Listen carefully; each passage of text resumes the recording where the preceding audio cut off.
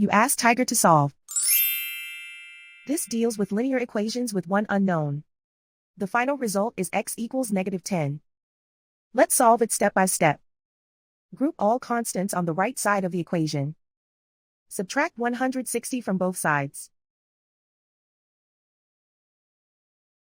Simplify the arithmetic.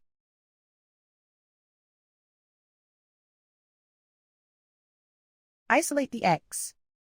Divide both sides by 16. Simplify the fraction. Find the greatest common factor of the numerator and denominator. Factor out and cancel the greatest common factor. And so the final result is x equals -10.